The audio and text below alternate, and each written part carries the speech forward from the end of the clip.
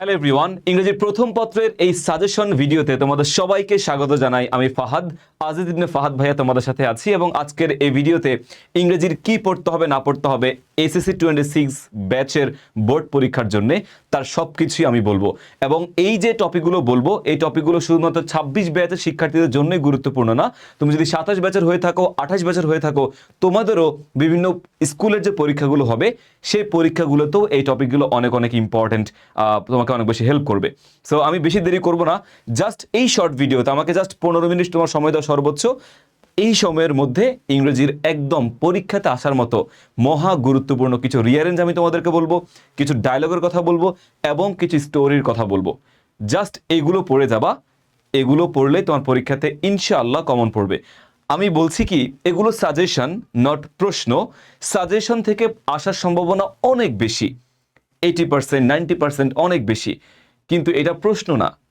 তো তুমি সাজেশনগুলো সবার আগে পড়বা, দেন তোমার সময় থাকলে তুমি বাদবাকি টপিকগুলো তোমার পরীক্ষা সিলেবাস বা আগের যে কোনো টপিক তোমার যদি মনে হয় যে না এটা পড়তে পারবো আমি, তাহলে পড়ে রাখবা।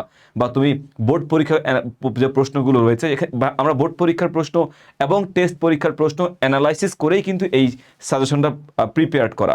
বাট স্টিল তুমি এর বাইরেও যদি সময় থাকে অন্যান্য বোর্ড পরীক্ষার কিছু প্যারাগ্রাফ, রিয়ারেঞ্জ, মডেল কোয়েশ্চেন বা তোমার কি বলে এটাকে ডায়লগ তুমি পড়ে নিতে পারো। বাট স্টিল তার আগে এগুলো কভার করবা, তারপরে বাকিগুলো। Okay, so without any further delay let's start our suggestion video. So ইংরেজি প্রথম পত্রের সম্পূর্ণ টপিক, শেষ মুহূর্তের suggestion for SSC 26 and also 27, 28 তোমাদের স্কুল পরীক্ষার জন্য ইম্পর্টেন্ট। তো এখানে কি বলেছে দেখো, সবার শুরুতে story writing suggestions. Story writing করতে হবে। আমাদের পরীক্ষাতে দুই ধরনের স্টোরি আসে, দুই ধরনের স্টোরি আমাদের পরীক্ষাতে আসে। একটা হচ্ছে ট্রেডিশনাল স্টোরি এবং একটা হচ্ছে ক্রিয়েটিভ স্টোরি। তোমরা সবাই জানো দুই ধরনের স্টোরি পরীক্ষাতে আসে, one is traditional and another one is creative. দুই ধরনের স্টোরি পরীক্ষাতে আসবে। বেশিরভাগ ক্ষেত্রে বর্তমানে দেখা যায় ক্রিয়েটিভ স্টোরি পরীক্ষাতে আসে। লাস্ট 3-4 বছর তুমি যদি একটু অ্যানালাইসিস করো, তুমি দেখবা সেখানে ক্রিয়েটিভ প্রশ্নগুলো বেশি আসে। সো আমার মনে হয় 26 ব্যাচেও ক্রিয়েটিভ থেকেই বেশি প্রশ্ন দিবে। সো আমি ক্রিয়েটিভের যে সাজেশনগুলো সেটা একটু পরে তোমাদেরকে দিচ্ছি, বাট আগে ট্রেডিশনাল যেগুলো আছে সেগুলো পড়বা। So what is traditional story? Traditional story basically হচ্ছে এমন গল্প থেকে দেয় যে গল্পগুলোর কাহিনী আমরা আগে থেকেই জানি, যে গল্পগুলোর কাহিনী মোটামুটি সবার ক্ষেত্রেই সেম হয়। যেমন আমি যদি বলি যে এ লায়ার কাউবয়, সেখানে মিথ্যাবাদী রাখাল, এই গল্পের কাহিনী আমি যা লিখবো তুমিও তাই লিখবা। জাস্ট বাক্যের ফরমেশন, কেউ সিম্পল সেন্টেন্সে লিখবে, কেউ কমপ্লেক্সে লিখবে কিংবা কম্পাউন্ডে লিখবে, কিন্তু আলটিমেটলি গল্পের যে কাহিনী সেটা একদমই সেমই থাকে। তো এইটা হচ্ছে আমাদের ট্রেডিশনাল স্টোরি। প্রত্যেকটা গল্পের কাহিনী সেম থাকবে, এক্ষেত্রে 2 লাইন 3 লাইন দেওয়া থাকবে, দেন পরীক্ষার শিক্ষার্থীরা নিজেদের মতো করে হচ্ছে এটাকে আনসার করে, বাট কাহিনী সেম রেখে আনসার করে। That's called traditional story. আর ক্রিয়েটিভ স্টোরির ক্ষেত্রে এখানে একটা তোমার কি বলে এটাকে হাইপোথেটিক্যাল সিচুয়েশন দিয়ে দেয়, একটা সিচুয়েশন দিয়ে দেয়, 3-4 লাইন 2 লাইনের একটা সিচুয়েশন দিয়ে দেয়। ওই সিচুয়েশন থেকে শিক্ষার্থীরা নিজের মতো করে ওই গল্পটাকে সাজাইতে পারে, নিজের মতো করে সাজাইতে পারে। That's called creative story.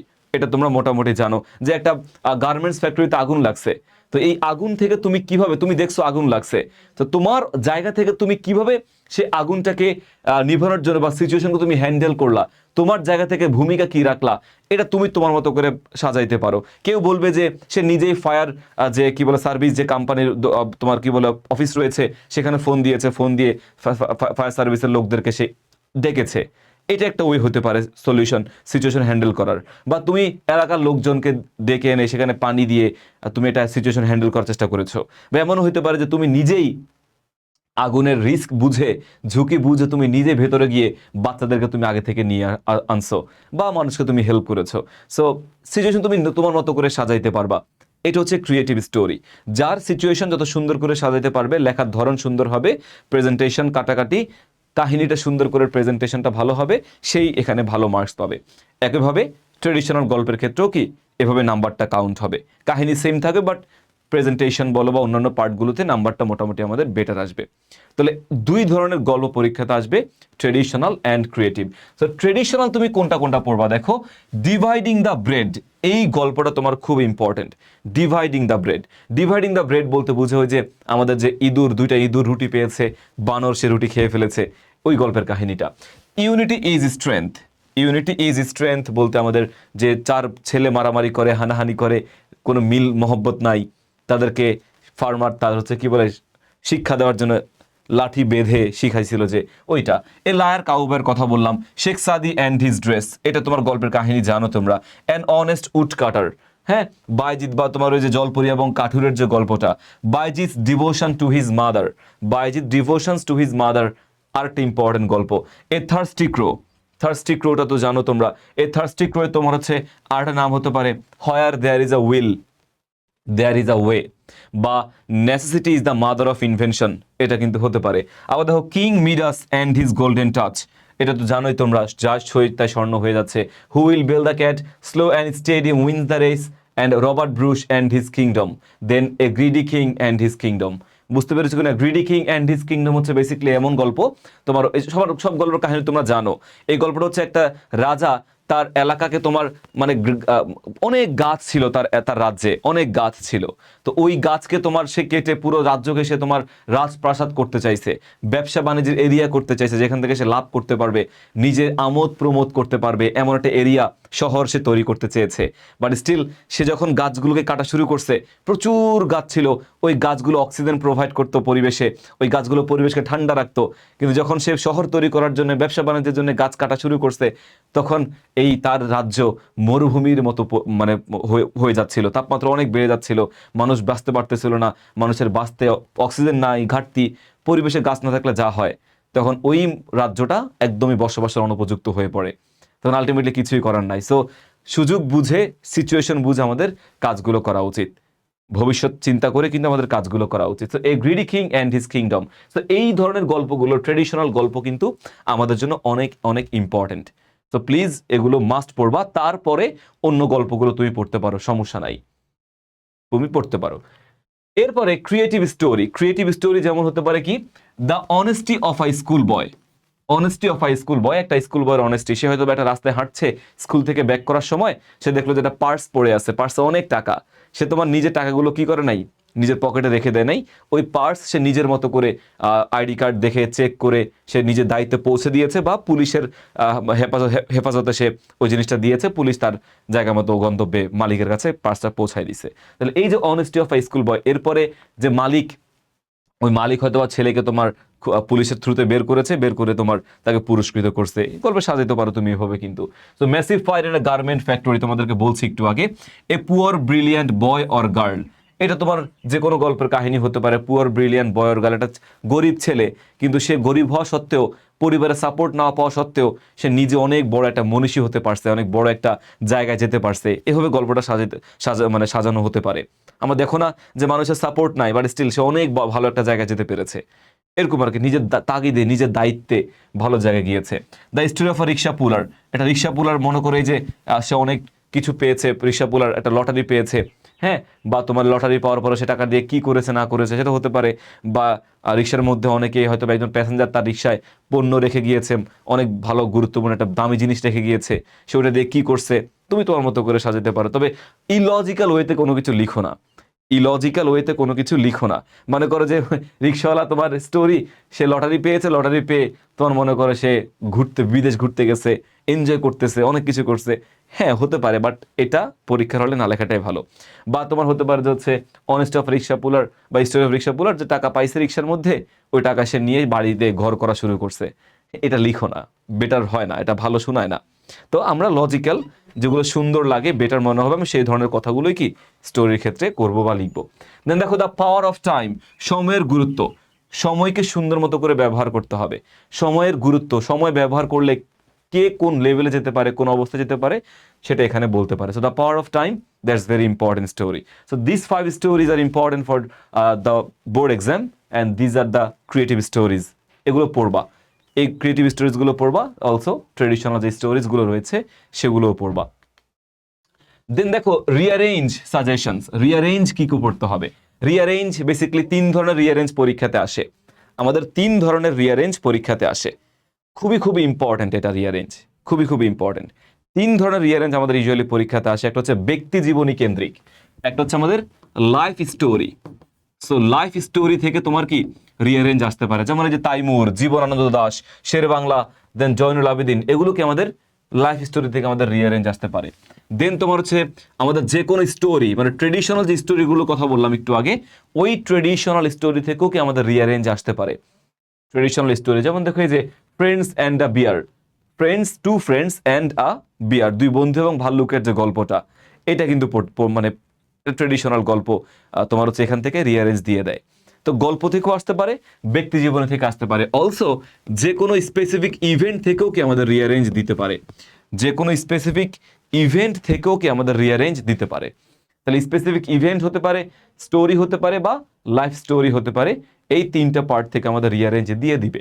ওকে, এর মধ্যে এই যে ইভেন্ট, এখান থেকে খুব বেশি প্রশ্ন আসে না, ইভেন্ট থেকে খুব বেশি প্রশ্ন আসে না, তুমি স্টোরি থেকে বেশি ফোকাসড করবা এবং লাইফ স্টোরির দিকে বেশি ফোকাসড হবা, এই দুটো জায়গা থেকে প্রশ্ন বেশি আসবে। এখন লাইফ স্টোরি আসলে, পরীক্ষাতে লাইফ স্টোরি আসলে তুমি এটাকে লিখতে পারো, সুন্দর মতো করে সাজিয়ে লিখতে পারো। যেমন প্রত্যেকটা লাইফ স্টোরিতে কি থাকে, জন্ম থাকে, এরপর তোমার বেড়ে ওঠা শৈশবকাল, এরপরে পরিবারের তথ্য, এরপরে শিক্ষা জীবন, এরপরে কর্মজীবন, এরপরে তোমার কি অবদান, কি কি অবদান রাখছে কর্মজীবনে, দেন তোমার হচ্ছে কর্মজীবন জীবনে অবদান রাখার ফলে কি কি পুরস্কার পেয়েছে, পুরস্কার পাওয়ার পরে তার মৃত্যু হতে পারে, মৃত্যুর পর আমরা তাকে শ্রদ্ধা ভরে স্মরণ করি। এই যে সিকোয়েন্স, এই সিকোয়েন্স ফলো করে তুমি কিন্তু রিয়ারেঞ্জটাকে সাজাইতে পারবা, রিয়ারেঞ্জকে সাজাইতে পারবা।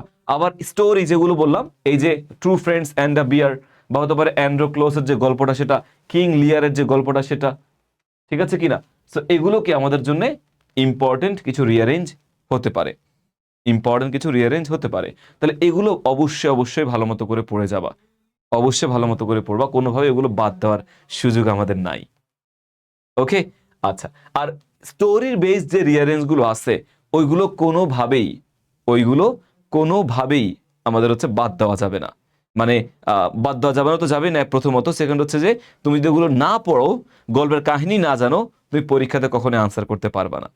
তাহলে দেখো কি কি সাজেশন পড়তে হবে। Must friends and a bear, two friends and a bear, এটা অবশ্যই পড়বা রিয়ারেঞ্জের জন্য। তাইমুরের যে গল্পটা রয়েছে, তাইমুর একজন যোদ্ধা, ওই গল্পটা তোমার জন্য ইম্পর্টেন্ট। জীবন আনন্দ দাসটা তোমার জন্য ইম্পর্টেন্ট, জীবন আনন্দ দাসের যে জীবনীটা, শেরে বাংলা, জয়নুল আবেদিন, রবার্ট ব্রুশ, মানে এই টপিকগুলো থেকে যে রিয়ারেঞ্জগুলো আছে সেগুলো তোমার টেস্ট পেপার থেকেই পড়ে নিবা, টেস্ট পেপার থেকে তুমি এগুলো পড়ে নিবা, বা বোর্ড কোশ্চেন থেকেও তুমি এগুলো পড়ে নিতে পারো। রবার্ট ব্রুশ, ডক্টর কুদরতি খুদা, doctor Kudrati Khuda, two crows and a helpless dog, two crows and a helpless dog, এটা কিন্তু ইম্পর্টেন্ট। তারপর তোমার দেখো এই যে আকবর দ্য গ্রেট, এটা ব্যক্তি জীবনী, ডক্টর আলেকজান্ডার ফ্লেমিং ব্যক্তি জীবনী important. Friends and the bear, এটা আমাদের অলরেডি বলছি, সো এটা আমাদের লাগবে না এখানে, এটা ক্লোজ। এরপর দেখো কি বলছে আমাদের, যে দ্য কিং লিয়ার, কিং লিয়ারের যে গল্পটা, এটা আমরা একটু পড়তে হবে, কিং লিয়ারের যে গল্পটা, এটা অবশ্যই আমাদেরকে পড়তে হবে। আমি এটা মুছে দিই তোমাদেরকে আগে। সো কিং লিয়ারের যে গল্পটা, ডেফিনেটলি তোমাদেরকে এটা পড়তে হবে, দ্যাটস ভেরি ইম্পর্টেন্ট। আচ্ছা, এরপরে দেখো কিং লিয়ার পড়তে হবে, এরপরে অ্যান্ড্রোক্লোস, অ্যান্ড্রোক্লোসের যে গল্পটা আছে এটাও পড়তে হবে তোমাদেরকে। অ্যান্ড্রোক্লোস, ওই সিংহ, অ্যান্ড্রোক্লেস অ্যান্ড দ্য লায়ন, পরীক্ষা তেমন হতে পারে, অ্যান্ড্রোক্লেস অ্যান্ড দ্য লায়ন যে গল্পটা, এই গল্প থেকে তোমাদের প্রশ্ন দিয়ে দেয়, অ্যান্ড্রোক্লোস অ্যান্ড দ্য লায়ন। এরপরে দেখো নেলসন ম্যান্ডেলা, নেলসন ম্যান্ডেলা, এই রিয়ারেন্সটা ইম্পর্টেন্ট। দেন লুই পেস্তোর, লুই পেস্তোরের যে গল্পের কাহিনী, মানে তোমার ব্যক্তি জীবনী সেটা। অ্যান আইডল কিং, অলস রাজার গল্প, ওই যে রাজা তোমার অনেক মোটা হয়ে যায়, অনেক স্বাস্থ্যবান হয়ে যায়, দেন হচ্ছে ফিজিশিয়ানের কাছে যায়, যাওয়ার পরে তাকে ব্যায়াম করতে বলে, ফিজিক্যাল এক্সারসাইজ দেয়, এগুলোই ওষুধ আর কি। নেপোলিয়ন, নেপোলিয়নের যে গল্পটা, এটা অনেক ইম্পর্টেন্ট। নেপোলিয়ন তোমার একটা বাচ্চা, সে নেপোলিয়ন একদিন সমুদ্রের তটে হাঁটছিল, সমুদ্রের তটে যখন হাঁটছিল তখন সেটা বাচ্চাকে দেখছে নৌকা বানাচ্ছে, তো জিজ্ঞেস করলো তুমি নৌকা কেন বানাচ্ছ, সে বলছে যে আমি নৌকা বানাচ্ছি জাস্ট বিকজ আমার মাকে নিয়ে আমি মায়ের কাছে যাবো, আমি আমার নিজ দেশে মায়ের সাথে দেখা করতে যাব। তখন নেপোলিয়নের এই কথা শুনে একটু খারাপ লাগছে, ভালোবাসা জন্মিয়েছে ছেলের প্রতি, তখন ওই ছেলেকে সে নিজের দায়িত্বে মায়ের কাছে পাঠিয়ে দিয়েছে। সো শেখ সাদি অ্যান্ড হিজ ড্রেস যে গল্পটা আছে ওইটা ইম্পর্টেন্ট। শেখ সাদির অনেকগুলো গল্পই আছে, শেখ সাদির ড্রেসের যে গল্পটা এটা ইম্পর্টেন্ট। শেখ সাদির সাথে তোমার ওই যে রবার ডাকাতের একটা কাহিনী রয়েছে, যে তার মা তার জামার মধ্যে সেলাই করে অনেকগুলো স্বর্ণ মুদ্রা দিয়ে দিয়েছিল একটা, কি বলে তোমার হচ্ছে বণিক দের সাথে, সে অন্য একটা রাজ্যে গিয়ে পড়াশোনা করার জন্য তার মা মানে ওই বণিকদের সাথে তাকে পাঠিয়েছিল। তো পথিমধ্যে বণিকদেরকে তোমার হচ্ছে যে ডাকাতরা তোমার চোররা আক্রমণ করে, আক্রমণ করার পরে ডাকাতদের সর্বস্ব লুটে নেয় এবং লাস্টে তোমার হচ্ছে শেখ সাদির কাছে আসে যে তোমার কাছে কি আছে বের করো। তখন শেখ সাদি বলছে যে আমার কাছে তেমন কিছুই নাই, আমার মা আমাকে এই জামার মধ্যে ভেতরে কিছু স্বর্ণমুদ্রা দিয়ে দিয়েছে, এগুলোই আছে। তো ডাকাত জিজ্ঞেস করছে তুমি তো হচ্ছে এটা না বললেও পারতাম, আমরা তোমাকে চেক করতাম না, তুমি ছোট ছেলে, তোমার কাছে কি কিছু নাই থাকতে পারে। আর এমনভাবে এমন জায়গায় জিনিসগুলো দিছে, এগুলো তো লুকানোর জিনিস, আমার কখনো চোখেও পড়তো না। তখন শেখ সাদি বলছে যে না, আমার মা আমাকে মিথ্যা কথা বলতে শেখায় নাই, আমার মা সবসময় বলেছে আমি যেন সত্য কথা বলি যে কোনো সিচুয়েশনে। তো ওই জায়গা থেকে ডাকাত সর্দারের চোখ খুলে যায় এবং সে ভালো মানুষে পরিণত হয়। তো এই যে গল্পের কাহিনীগুলো, এগুলো তোমার অবশ্যই পড়বা। এগুলোর এই 18টা গল্প আমাদের এখানে যতগুলো আছে, এই 17টা যেহেতু একটা কমিয়ে দিয়েছি, 17টা গল্প আমরা অবশ্যই পড়ব। কোনোভাবেই এই রিয়ারেঞ্জের এই পার্টটুকু মিস দেওয়ার সুযোগ নাই। যে শিক্ষার্থীগুলো এগুলো পড়বে সে ভালো করবে। আবারও বলছি, it's suggestion not the question. So please এগুলোকে কাভার করো। আফটার দ্যাট অন্য কোনো জিনিস তুমি যদি সময় থাকে তুমি সেগুলো পড়বা। আচ্ছা, এইবার চলে যাচ্ছে আমাদের ডায়লগ সাজেশনে। ডায়লগ ডায়লগ বেসিক্যালি দুইজনের মধ্যে কথোপকথন হয়, দ্যাটস কল্ড ডায়লগ বা ডুয়েল লগ। দুইজনের মধ্যে কথোপকথন ডায়লগ। সো এই যে ডায়লগ তোমার পরীক্ষাতে নির্দিষ্ট নাম দিয়ে ডায়লগ আসতে পারে, নির্দিষ্ট নাম দিয়ে ডায়লগ আসতে পারে। ওই নির্দিষ্ট নামটা তুমি হচ্ছে একটু ওই অনুযায়ী তুমি ডায়লগটা প্রেজেন্ট করবা, হয় রহিম, করিম, জব্বার, বা কি বলে এটাকে তোমার লাবিব, লাবিবা, এমন হতে পারে। ওই নির্দিষ্ট নাম থেকে আসলে নামগুলো ফলো করে ডায়লগ লিখতে হবে। আর যদি কোনো নাম না দেয়, শুধু টপিকটা বলে দেয়, তখন তুমি তোমার মতো করে নাম সিলেক্ট করে ডায়লগ লিখতে পারবা। আর সেটা না পারলে, না চাইলে তুমি পার্সন 1 পার্সন 2 দিয়েও কি ডায়লগ লিখতে পারো, বা মাইসেলফ এবং অন্য একটা নাম দিয়েও তুমি ডায়লগ লিখতে পারবা। টোটালি আপ টু ইউ তুমি কিভাবে ডায়লগটা প্রেজেন্ট করবা। এখন ডায়লগ প্রেজেন্ট করার আগে তোমাদেরকে যে কোনো ডায়লগ লেখার আগে সুন্দর করে বলবা যে ডায়লগের একটা সিনারিও তুমি কল্পনা করবা, মানে টপিক।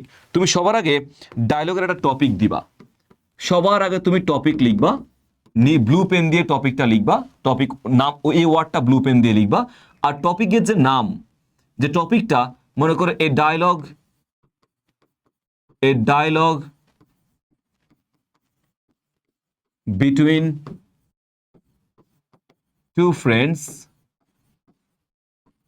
About tree plantation. মনে করো কি ট্রি প্ল্যান্টেশন নিয়ে তোমার কি আসছে, ডায়লগ আসছে। তো তুমি সবার আগে টপিকটা দিলে, এভাবে তুমি টপিকটা সুন্দর করে দিয়ে দিলা। ডায়লগে লেখার আগে তুমি টপিকটা দিয়ে দিবা। প্রেজেন্টেশনটা ভাই তোমাদেরকে দেখাচ্ছি। উপরে তো লিখবাই আনসার টু দ্য কোয়েশ্চেন নং 1, এটা তো লিখেই দিবা, তাই না? এটা লেখার প্রয়োজন নাই। আনসার টু দ্য কোয়েশ্চেন নং 12, 11, 10 তুমি এটা লিখলা। লেখার পরে তোমার হচ্ছে এখানে টপিক দিলা। টপিক দেওয়ার পরে একটা সিচুয়েশন কল্পনা করবা, থার্ড ব্র্যাকেট। এরপরে লেখা মানে মনে করো দুটা বন্ধুর নাম হচ্ছে একজন লাবিব, একজন হচ্ছে লাবিবা। একজনের নাম লাবিব, একজনের নাম হচ্ছে কি লাবিবা। তো তুমি শুরুতেই লাবিব অ্যান্ড লাবিবার নাম দিয়ে শুরু করে দিও না। শুরুতে তুমি হচ্ছে লাবিব অ্যান্ড লাবিবা দিয়ে শুরু করে দিও না। একটা সিচুয়েশন কল্পনা করো আগে। তুমি একটা সিচুয়েশন কল্পনা করো। সিচুয়েশনটা কিরকম? মনে করো বলবা যে লাবিব তোমার একটা ট্রি প্ল্যান্টেশন প্রোগ্রামে যাচ্ছে। লাবিব ট্রি প্ল্যান্টেশন প্রোগ্রামে যাচ্ছে। On the way he meets with Labiba. On the way he meets with Labiba and then they start talking. এটা লিখলে হয়, না লিখলে হয়, জাস্ট তুমি লিখে রাখবা যে Labib is going to a tree plantation program, on the way he meets with Labiba. তাহলে একটা সিচুয়েশন তুমি কি করলা থার্ড ব্র্যাকেটে। এই যে তুমি যে সিচুয়েশন কল্পনা করলা, এই যে সিচুয়েশনটা তুমি লিখলা, এটা তুমি কি লিখবা, এটা তুমি হচ্ছে থার্ড ব্র্যাকেটে কমপ্লিট করে এভাবে তুমি দিয়ে দিলা। তুমি সিচুয়েশনটা 1 লাইন বা 2 লাইনে তুমি কি লিখলা, সিচুয়েশন লিখে এটাকে থার্ড ব্র্যাকেটে কভার করে দিলা। দেন তুমি 3 নাম্বার এই যে লাস্ট, এর পরবর্তী স্টেপে গিয়ে তুমি লাবিব এন্ড হচ্ছে লাবিবা তুমি লেখা শুরু করে দাও, সমস্যা কিন্তু নাই। তুমি লেখা শুরু করে দাও। তো একটা সিচুয়েশন কল্পনা করো, একটা সিনারিও তুমি দিও। যেমন নাটকের দৃশ্যপট তুমি দেখো না, নাটকের বিভিন্ন দৃশ্যপট দেখো না, নাটকগুলো হয় কি যে একজন ঢুকলো, কথাবার্তা বলতেছে, ব্র্যাকেট দিয়ে লেখা থাকলো যে এই মুহূর্তে আব্বাস ঘরে ঢুকলো। দেন পরবর্তী স্টেপটা চলে যায়। তো যে কোনো ডায়লগের ক্ষেত্রে, কথোপকথনের ক্ষেত্রে একটা সিনারিও কল্পনা করলে জিনিসটা বাস্তবিক হয়, সুন্দর হয়। তো তুমি যে কোনো ডায়লগ বলো, তুমি একটা সিনারিও কল্পনা করে ডায়লগটা প্রেজেন্ট করো। টপিক লিখবো সবার আগে, তারপরে সিনারিও কল্পনা করবা, তারপরে হচ্ছে তুমি ডায়লগটা লেখা শুরু করবা। এখন ডায়লগ লেখার সময় দেখো, মনে করো লাবিব একটা কথা বললো, লাবিব কথা বলে মনে করো পেজ এখানে শেষ, সেকেন্ড লাইন তুমি লিখবা। সেকেন্ড লাইন কিন্তু এই যে নামের নিচে কোনো সময় লিখো না। এই যে নামের নিচে কখনো কোনো লেখালেখি করো না। নামের নিচে শুধু নামই থাকবে। বা সেকেন্ড লাইন মনে করো এখানে যদি এক লাইন তুমি লিখছো, পরবর্তী লাইন এখান থেকে শুরু না করে ঠিক এখান থেকে তুমি যাবা। মানে এই যে কোলনটা, এই কোলনের বাইরে গিয়ে কোনো লেখালেখি করো না। নামের নিচে কোনো লেখা হবে না, নামের নিচে শুধু নামই হবে। নামের নিচে কি হবে? শুধু নাম। মনে করে যে লাবিব একটা লাইন বলছে, এখান থেকে সে আরো একটা লাইন বলছে, মনে করো আরো একটা লাইন বলছে, দেন এখান থেকে এই যে লেখাগুলো কিন্তু এখান থেকে যাবে না। এখান থেকে কিন্তু লেখাগুলো কখনোই যাবে না, নেভার। তুমি লেখাটা হচ্ছে নামের বাইরে লিখবা, নামের নিচে শুধু কি লিখবা? নামের নিচে শুধু নামটাই লিখবা, অন্য কোনো কিছু কি করবা না, কখনো লিখবা না। তাহলে লাবিব, লাবিবা, লাবিব, এভাবে তোমার নামগুলো যাবে সুন্দর করে। আর এই যে কোলনটা, এই কোলনটা একটা নির্দিষ্ট দাগ বরাবর দিবা, সমান করে দাগগুলো দিবা। দরকার হলো তুমি একটা স্কেল দিয়ে, পেন্সিল দিয়ে একটা দাগ দিয়ে দাও, ওই দাগ বরাবর তুমি কোলনগুলো দিও, সমান যেন হয় কোলনটা। একটা কোলন এইখানে, একটা কোলন এইখানে, এভাবে হলে এলোমেলো হয়ে যাবে। যেমন দেখো এখানে আমি এখানে কোলন দিছি, আবার এখানে দিছি, যাও ভাল লাগছে? ভাল লাগছে না কিন্তু। তো তুমি সিরিয়াল ভিত্তিক এক টান দিয়ে তুমি যদি কোলন দাও, পরে তুমি পরীক্ষার পরে পেন্সিল দিয়ে তুমি এটাকে রাবার দিয়ে তুমি পেন্সিলের দাগটা মুছে দিও, তাহলে আর চোখে লাগবে না। সো এটা তুমি করে যাবা, বুঝছো কিনা? এবং ডায়লগের ক্ষেত্রে আরো একটা ইম্পর্টেন্ট কথা বলি তোমাদেরকে। একজনের কথা, ডায়লগে একজন নির্দিষ্ট ব্যক্তির কথা অনেক বড় করা যাবে না, অনেক বড় করা যাবে না। মনে করো যে লাবিব শুধু শুধু ছোট ছোট প্রশ্ন করতেছে, লাবিব ছোট ছোট প্রশ্ন করতেছে, আর লাবিবা অনেক বড় বড় প্রশ্ন করতেছে, মানে অনেক বড় বড় উত্তর দিচ্ছে। মানে লাবিবের এক লাইন, লাবিবের 5 লাইন, এভাবে কিন্তু ডায়লগ হয় না। ডায়লগে দুজনের কথোপকথন থাকবে। লাবিবা প্রশ্ন করবে, লাবিবা উত্তর দিবে, লাবিবা প্রশ্ন করতেছে, লাবিব উত্তর দিবে। মানে দুজনের যেন সমান রকমের কি থাকে, তোমার হচ্ছে ওই অবদান থাকে ডায়লগ কথোপকথনে। একজনে শুধু কথা বলছে সেটা যেন না হয়।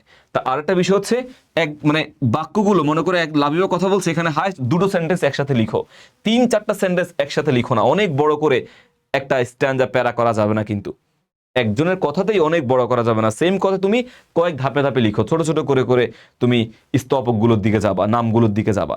একজনের কথায় অনেক বড় হয়ে যাবে, 4-5 লাইন একটা ইয়েতেই নামের ক্ষেত্রে হয়ে যাচ্ছে, সেটা করো না। ছোট ছোট করে করে করে করে এগিয়ে যাবা। ডায়লগের অনেক ইম্পর্টেন্ট, এবং দুজনেরই এফোর্ট দিয়ে ডায়লগটা আগাবা। দুজনেই কথাবার্তা বলতেছে, এটা আমাদের মেনটেন করাটা জরুরি। ওকে, তো ডায়লগ নিয়ে আমি তোমাদেরকে জাস্ট কিছু বেসিক আইডিয়া দিলাম। এখন ডায়লগ কোনটা কোনটা পড়বা সেটা একটু তোমাদেরকে দেখাই।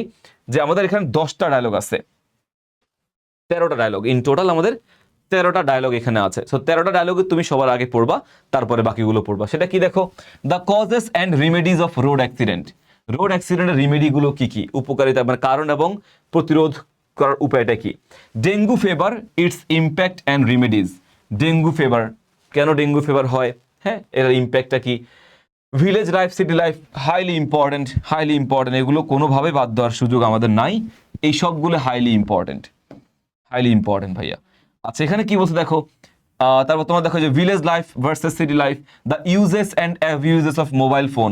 মোবাইল ফোনের অ্যাবিউজটা জানবা, মোবাইল ফোনের অ্যাবিউজটা জানবা, এবং তোমার যে ফেসবুকের যে অ্যাবিউজটা সেটাও অবশ্যই জানবা। তারপরে দেখো কি বলছে, the bad effects, importance of games and sports, হ্যাঁ, the bad effects of smoking, drug addiction, সবগুলোই আমাদের পড়তে হবে। স্মোক এবং ড্রাগ অ্যাডিকশন কিন্তু সেম ক্যাটাগরি না। সো যে স্মোকিংও আসতে পারে, ড্রাগ অ্যাডিকশনও কিন্তু আমাদের পরীক্ষাতে আসতে পারে। Then important of early rising এবং ফিজিক্যাল এক্সারসাইজ, আমাদের ফিজিক্যালিটি মেনটেন করার জন্য, সুন্দর থাকার জন্য আর্লি রাইজিং এবং ফিজিক্যাল এক্সারসাইজ আমাদের জন্য জরুরি।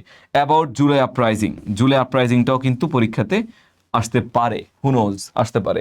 How to eradicate illiteracy, the importance of reading news paper, এই ডায়লগটা পড়তে হবে।